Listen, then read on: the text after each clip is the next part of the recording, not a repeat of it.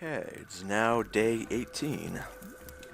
Looks like we've traveled through the night to get here, so I'm not rested at all. I've hit a cliff here. Fair enough. Catriona, what say you? We could be in some trouble, friend. The oxen have gone through the water rations much faster than expected. Oh. There is an oasis near here, but we have had some trouble with the tribe that guards it. The stingers may have took some water supplies when they ambushed us. Anyways, continue. You have a way of dealing with problems that I seem to lack. If you could just go and talk to the Bedine, maybe they would allow us to restock our water supplies. What kind of problems did you have with them, exactly? To us, it seemed a simple thing, to allow our oxen to walk into the water hole. It was our first time crossing the desert, and we did not know the proper customs. We would never do such a thing again, though we were never welcomed back to try. We need this water rail. I'll do my best. Good. Return as soon as possible. It would be a good thing if we were able to continue tomorrow morning. Of course, but first a purchase if you don't mind. Certainly. Gold is always welcome. Alright. Armor's too small. Mace is too large. I have 2 rings already. I don't need this petty jewelry. Why are these potions stacked? That's better. A tale of 2 amulets, huh? I'll wear my amulet of natural armor, and I will keep the amulet of health. It could be very useful later on. If I know I'm going to fight anything that could disease me, level of drain me, or ability drain me, or poison me, just having this could be perfect. And I'm down 1 healer's kit, so restock that. Perfect. I can hold 1 more potion, given my rules. I'll buy a bark skin. That spell is far more useful than I would have thought earlier. And since it's a Bedine tribe, well, Zidane here is a Bedine tribesman himself. So, Mr. Guide. What can I do for you? So you shall go to negotiate for our water. Good luck to you. I certainly would not want to deal with the Guardian Bedine. What do you mean? The Bedine of this oasis are a strange lot. I do not know too much about them, but the rest of the Bedine do not deal with the Guardians. It is said that they are cursed. We are a nomadic people, Rayle, but this tribe lives on here on a... Sorry, I completely fumbled that. We are a nomadic tribe. Take 3. We are a nomadic people, Rayle, but this tribe lives here on a permanent basis. The legends of our people say that this tribe was once part of us, but one day they appeared here, strange and elusive. One day, a foolish Bedine nomad decided to steal an heirloom of this tribe. He was caught, and the leader of this tribe cursed him and all other Bedine, so that we can never enter the oasis. I see. It's unusual, but, do you know why they stay here? We call them the Guardians, though we do not know what it is they are guarding. You could ask them, but I will do so in a polite way. Very well, Zidane, thank you. Be wary, Rayle. These are a strange people. Well, given that Catriona was able to walk in here without being attacked, she was just merely denied future access. I'm not assuming them to be immediately hostile.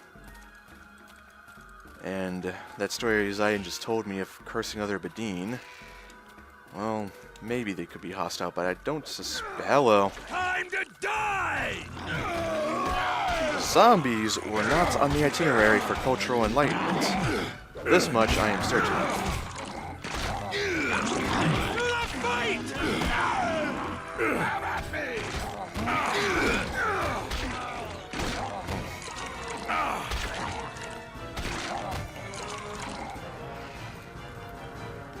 What kind of voice should you have?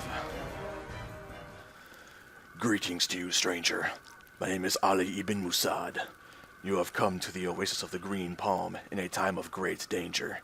I'm afraid there is nothing here other than death and the curse of undeath.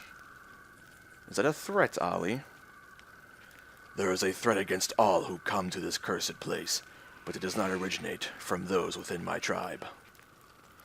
A powerful creature, an ancient foe of my people, has once again arisen. He has taken our water, destroyed our temple, and sent his minions against us.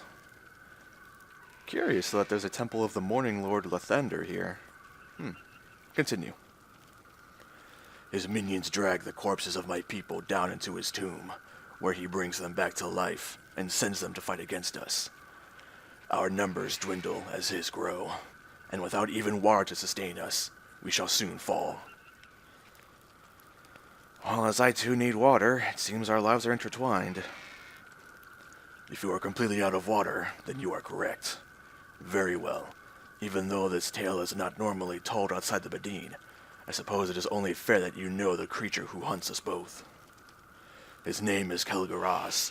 The legends passed down from father to son for ages in our tribe tell us that Kelgaras hails from an age long past.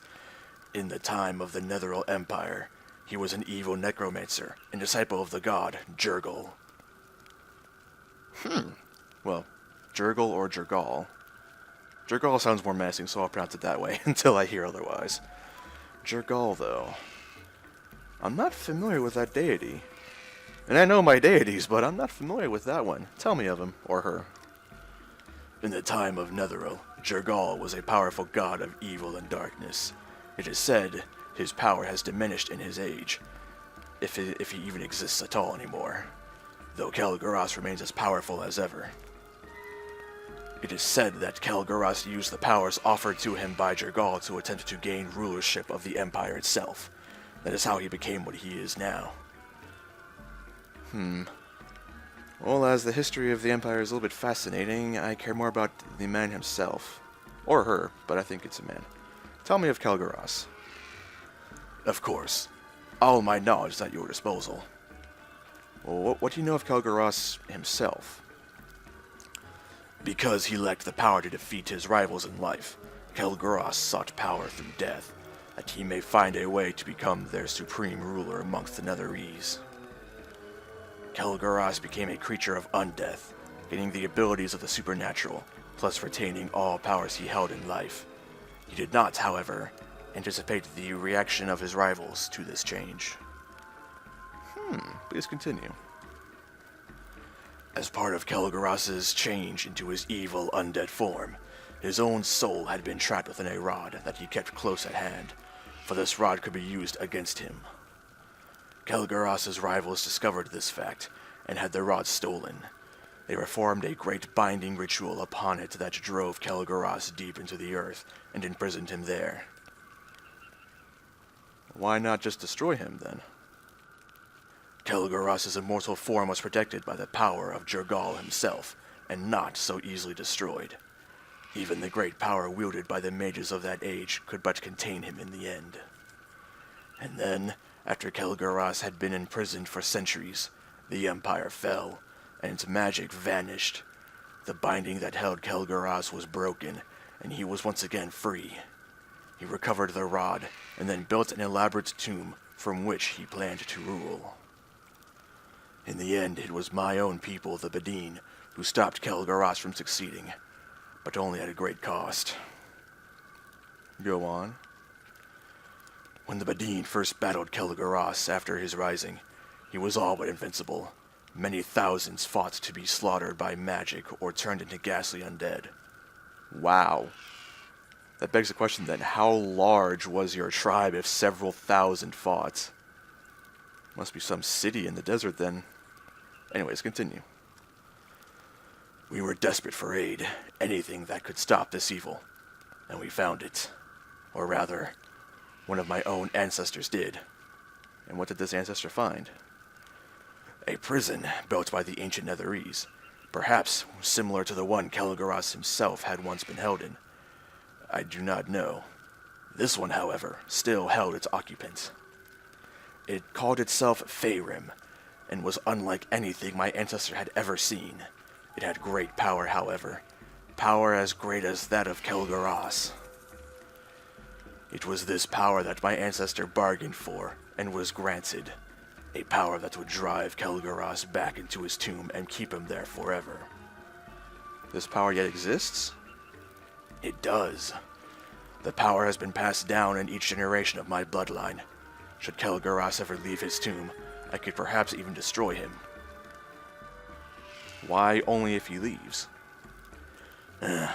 If only I could venture into the tomb myself to face the creature directly. But should we enter this tomb, however, our own magic is nullified by Kel'Garas' magic, and we are helpless. Some have still tried. The most recent was my own uncle Hamad, the last to hold the power before me.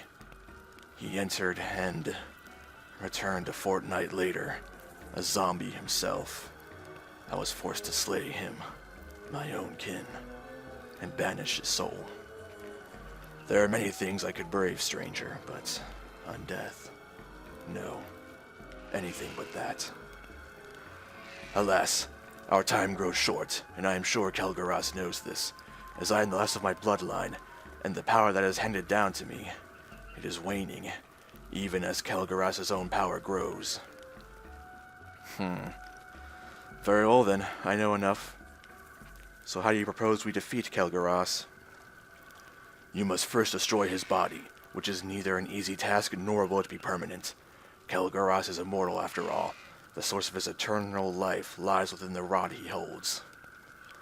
According to the legends, whoever recovers the rod can place it on the altar of the Morning Lord, and Lathander will destroy its power. For none hate the undead more than him. That is very true. Lathander has a lot of personal issues with undead. Though I'd wager Kelemvor's is second best, if not tied for first. Regardless, continue. The rod's destruction will end Kel'Garas' existence forever, and only that can restore the water to the Oasis and give us hope of survival. Okay then. That's all my questions then, thank you. Are there any other questions you have? No, I'll be going now. I have my objectives. You must recover the rod that binds Kel'Garas to this mortal plane. Only when it is destroyed on the altar of Lathander will we truly be free of this evil.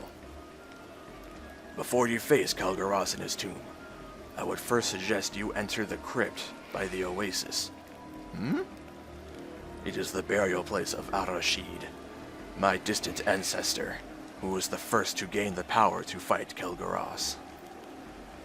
My ancestor's weapon lies within, a very effective weapon against the undead, though legends say it failed him in the end and holds no power when wielded by those of our bloodline. That is why we buried it with him. You are not of our blood, obviously.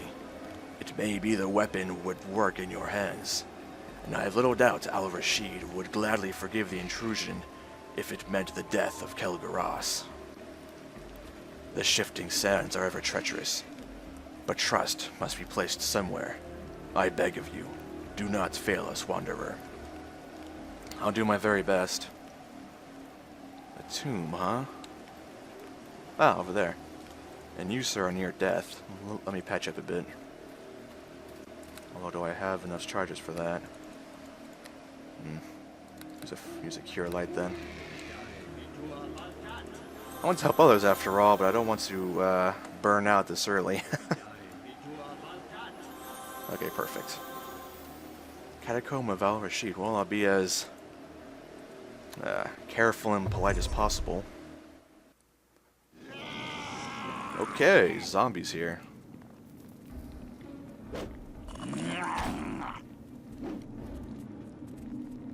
So, if I had to guess as I slaughter these zombies, best guess, Kel'Garas is a lich. Of some kind, there are different varieties, but he is a lich, I'm sure of that much. Ow. Or potentially a mummy. Mummies can retain their intelligence. Either way, though, he's one of the greater undead types. That's just a simple fact. Which means he will likely have various ways to, well, lots of negative magic. The story told he was a necromancer, so I'm expecting, obviously, summoning undead, negative energy damage, and possibly enervations, the ability to decrease one's attributes and level. Well, now I'm very glad I kept my mode of health, as it protects against all of that. So, sarcophagus and a rune pillar. Sarcophagus is locked. The stone lid is heavy, designed as much to keep thieves out as to keep the dead entombed within. What of this rune pillar, though? When evil grows unchecked, then shall one destroy the guardians and prove his worth to wield the desert's fury. Ah, the statues. Gargoyles, I see. Very well. Oh, whoops. Wrong button. Okay. Let's cast Aid.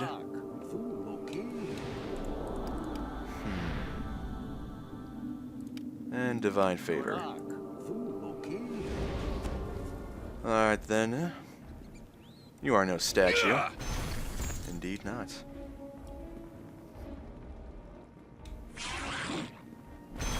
Ooh. Good couple hits.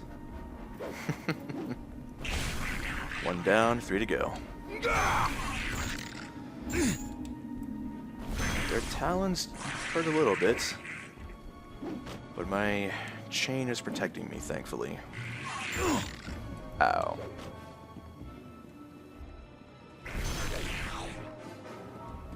Not dead yet, huh?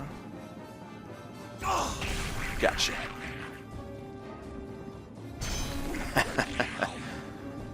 I love how the way they move, they provoke attacks of opportunity when they get in range. Because they don't immediately go next to me, they try to get around me, and that's what provokes the attack, so I get a free swing. Clever beasts, but I'm against a wall and cannot be flanked. I'm sorry to hear that for you.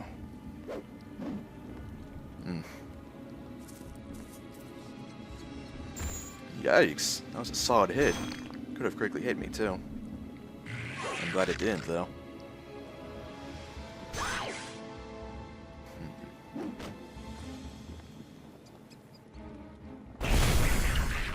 Oh. A curious sound. What have we here? I've been in tombs before. This must be a simple, well, puzzle. There's an X on all of these banners here. And there are rune stones, huh? 1, 2, 3, 4, 5, 6, 7. 1, 2, 3, 4, 5, 6. I see. I must put 7 runestones in the shape of an X, and then be one myself on one spot. Very well, that seems easy enough. What do we have here? Oh, they're large. Good lord, and they're heavy as hells. 50 pounds? These heavy runestones these heavy runestones have symbols on them, but their use is not obvious. Well, very well. Let's get to placing.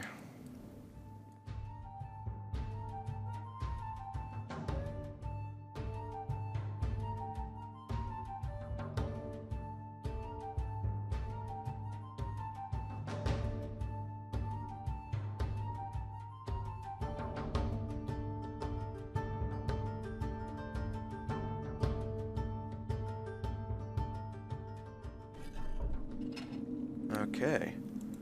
If I am correct, this should work. It slid open.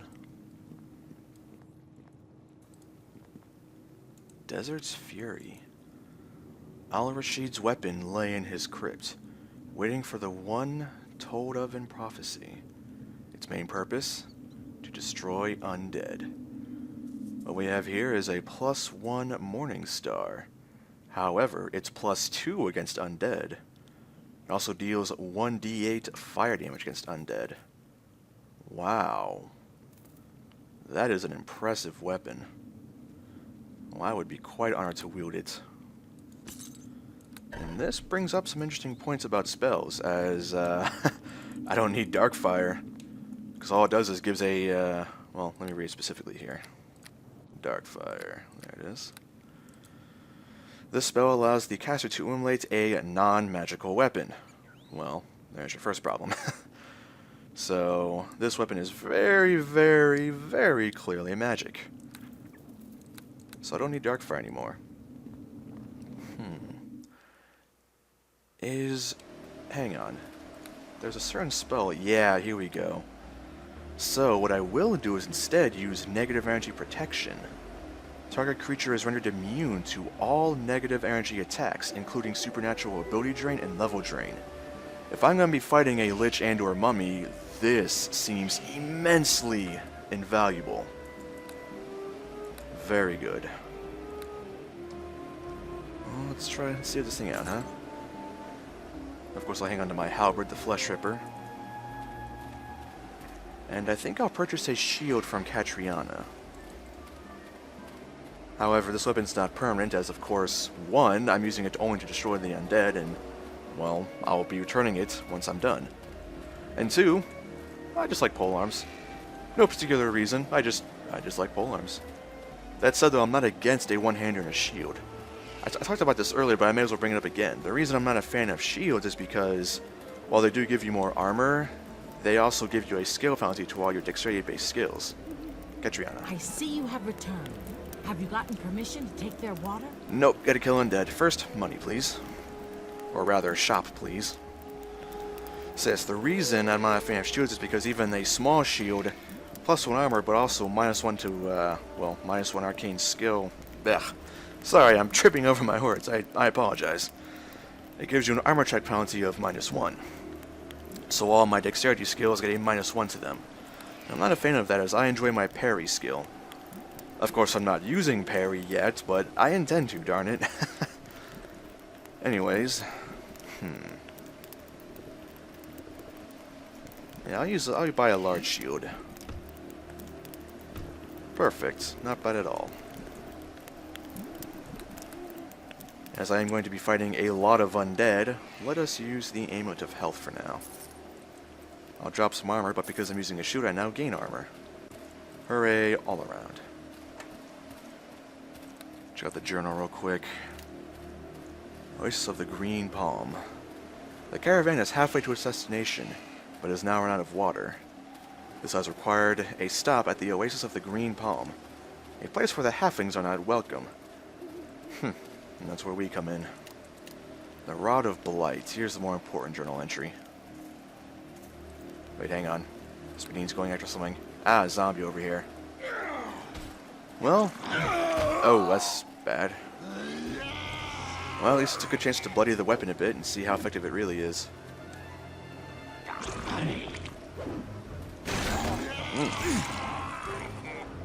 Not bad. And once again, the Cloak of Ascalon proving its worth, blocking 5 bludgeoning damage per hit against these zombies. And as they are unarmed, some quite literally, all they do is bludgeoning. Quite nice.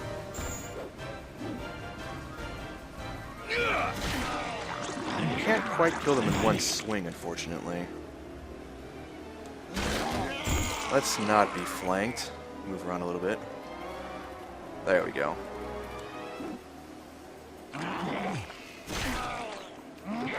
Keep circling around it.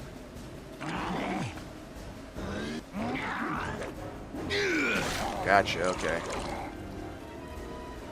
Go for this one next. I'm trying to circle around it, but it keeps sidestepping me. There we go. My goal is to make these other 2 zombies kind of work to get to me. So this way, instead of attacking me constantly, they have to keep moving around. And given that they are very slow, moving around takes a while for them. It may seem a silly tactic, but, well... Ow. But any tactic that I can employ to take less damage seems a smart one to me, and therefore not a waste of time. Alright, very good. Use my remaining heals. Yeah, sadly, I used a lot of spells against the darn stingers, and we didn't rest last night, so I'm at a bit of a disadvantage here. Just a bit. Remember the days when a cure minor wounds was full health? Yeah. No longer. A few more zombies. This must be the temple of the Morning Lord of the Thunder.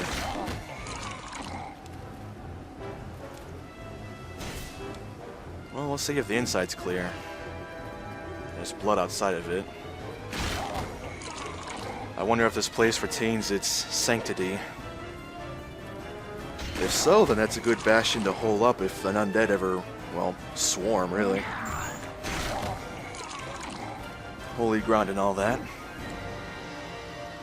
So far, just plain zombies. I guess Calgras isn't making a concerted effort to really, well, militarily assault, as I don't see any sort of undead commanders or any elite troops. Just mindless undead. Which tells me a few things, actually. One, he either thinks his zombies are enough, or two, he's just arrogant and is just kind of toying with these people, saying, I don't need to use military tactics. I'll just will them down slowly with mindless zombies. So that's what I gather. I could be wrong, of course. But still. I'd rather make presumptions. That's what I do best, after all. Oh, I fumbled failed twice. I'm surprised. Rather tumble. I'm fumbling over my words today, that's for damn sure. This weapon, though, is proving quite good. It adds the accuracy and damage of Divine Favor with Darkfire, without having to cast it.